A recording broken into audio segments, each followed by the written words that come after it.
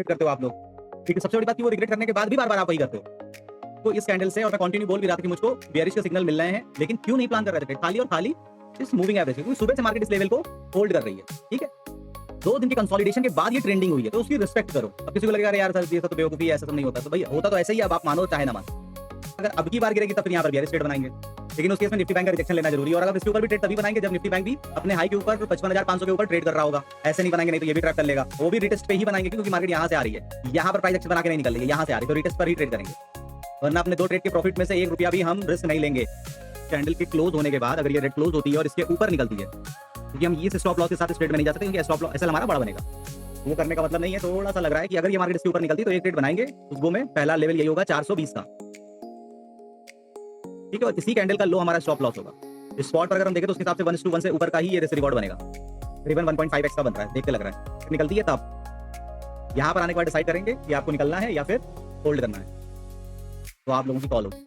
भैया भाई अगर किसी को बनाना तो यहाँ से एक फ्रेश एंट्री बना सकते हो। बस स्टॉप लॉस इसी कैंडल का लो है, इसी कैंडल का लो, 1250 वाली कैंडल का लो। बड़े असल के साथ नहीं जाएंगे।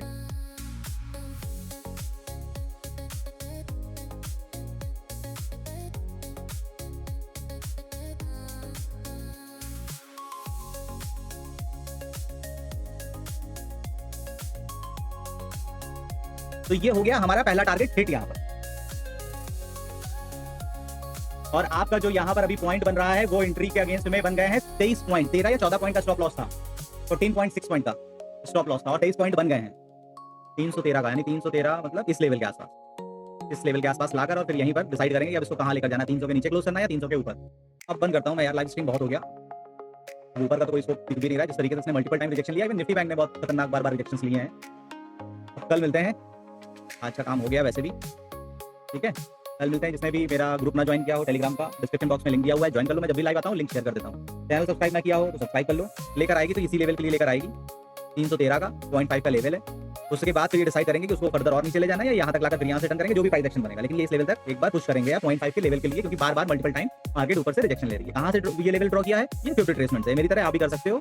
ये हाई और ये है दिन का लो, ये मार कर लो। ये लेवल आ गया हमारा 0.5 का, 0.5, और फिर ये दूसरा लेवल है 0.38 का। इसके बाद फिर कोई भी व्यू नहीं है। फिर इसके बाद मार्केट टाइम बिताकर ऊपर नीचे का जो करना चाहे वो कर सकती है। अल्टीमेट मार्केट फ्री है, अपने 3 ट्रेड हो गए हैं। अब इसके बाद बहुत ज्यादा बैठने का मतलब है नहीं।